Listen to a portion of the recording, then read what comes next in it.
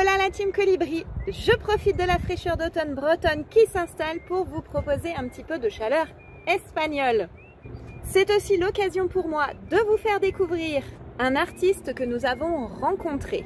Cette semaine, Franck vous emmène à El Caminito del Rey, car moi j'ai trop le vertige, pour vous proposer une balade suspendue au-dessus du vide. Allez, générique! Parce qu'ils ont décidé de sortir de la matrice, ils construisent leur antidote pour entrer dans le monde réel.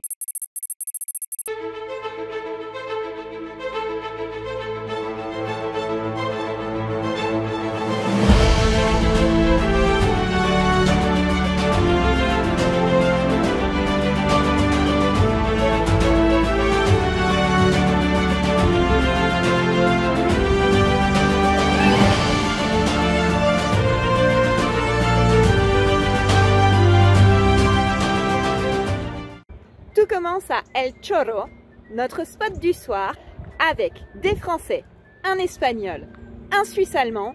Et non, ce n'est pas une histoire drôle, mais l'histoire d'une de nos plus belles rencontres de notre road trip espagnol. Je vous présente Andreas et Franck, notre artiste du jour, dont je vous mets les liens de sa chaîne YouTube en description de cette vidéo. C'est d'ailleurs lui qui m'a fait la bande-son de cette vidéo. Au programme, soirée musicale Melting Pot, puisque d'autres Espagnols, des Marocains et des Italiens se sont joints à nous pour une super soirée. Petit spot du soir.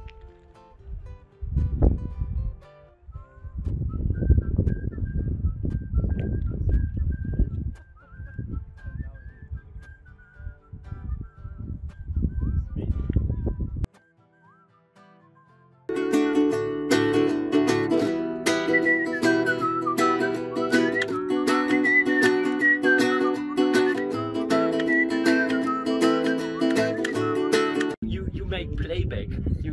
I will play. Vas-y, vas-y. Air guitare. You only see one guitar. Moi c'est son nom, and you play. Yeah, yeah.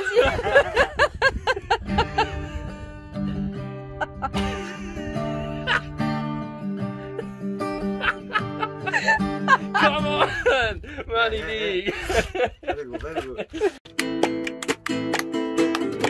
Siento el asombro de un transeúnte solitario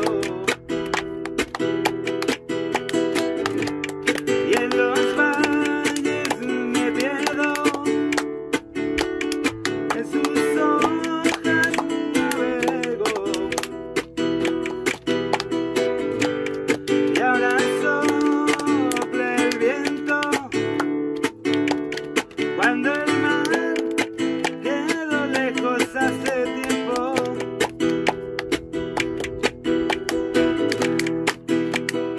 Y ya no subo la cuesta que me lleva a tu casa. Y ya no duerme mi perro junto a tu candela. Y en los vértices del tiempo anidan los sentimientos. Hoy son pájaros de barro que quieren volar.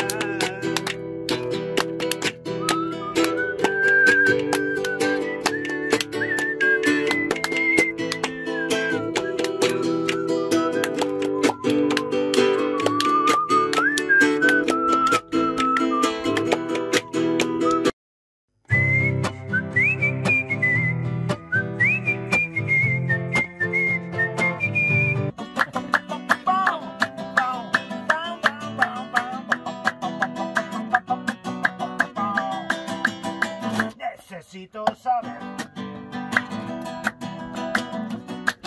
Dime tu nombre. ¿De dónde sale el sol? ¿Y de qué se esconde?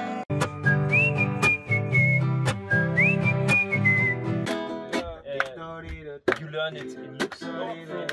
Vámonos a la letra. ¿Lo sabéis? ¿La de suma y sigue?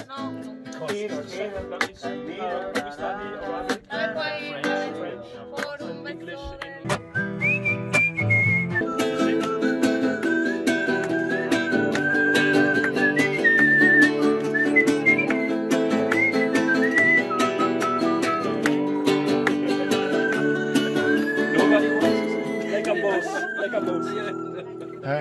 après. Le boisson.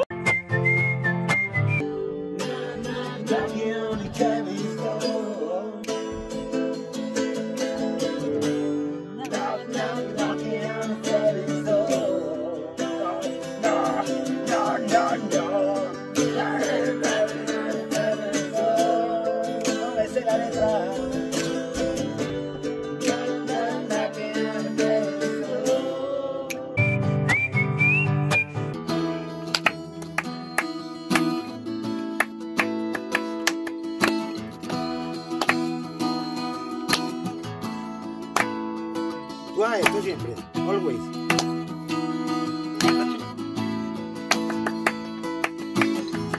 Sigue, sigue. Continue, Oh. continue. Stimmungsnah ist es. Sehr gut.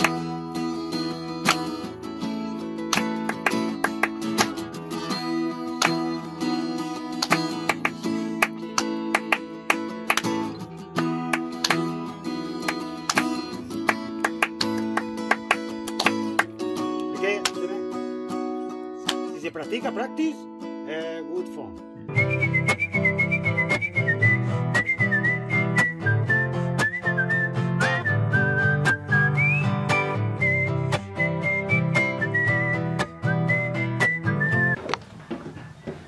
Et là, nous sommes dans le tunnel sous la montagne, c'est magique. C'est le petit chemin qui va jusqu'au Caminito del Rey, donc jusqu'aux passerelles.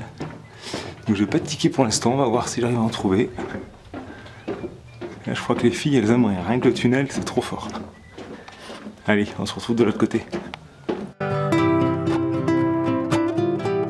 Jusqu'au milieu du 19e siècle, les gorges de Gaétane n'étaient guère plus qu'une vallée parcourue uniquement par des bergers et des chasseurs.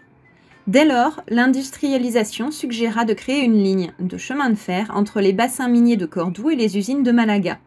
Cette ligne a été achevée en 1865, traversant la gorge par des tunnels et des viaducs.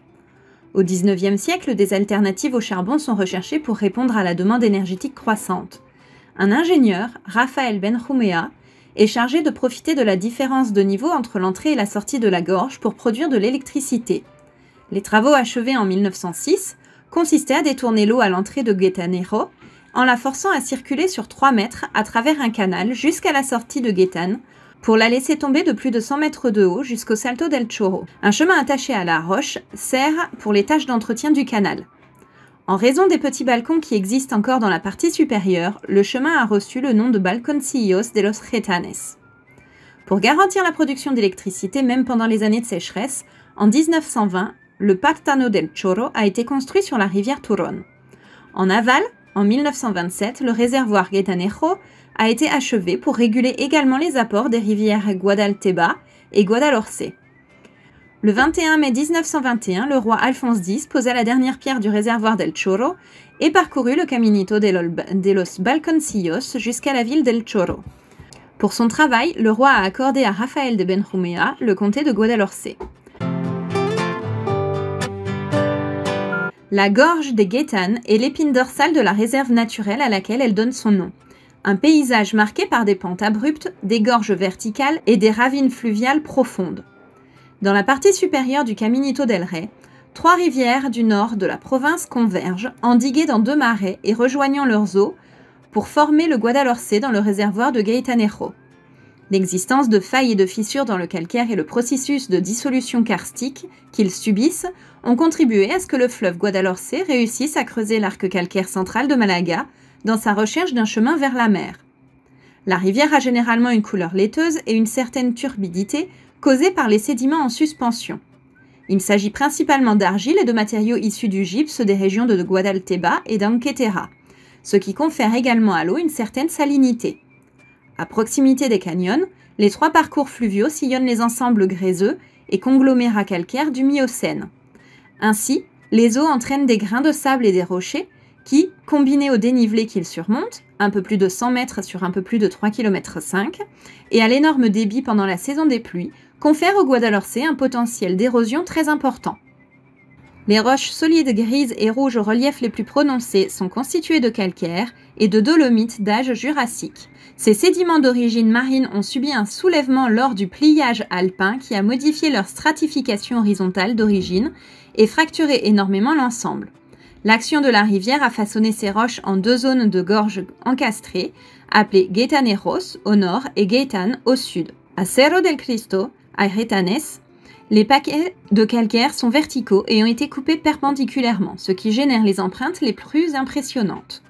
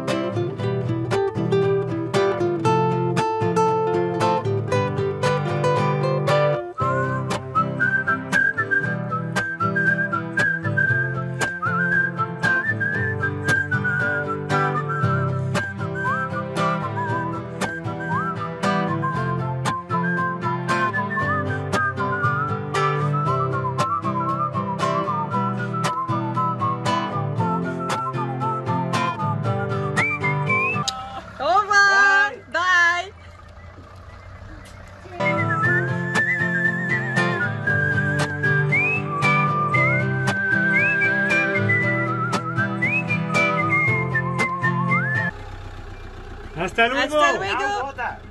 Now water. No beer. No, Okay. bien. Au revoir. Au revoir. Hasta luego.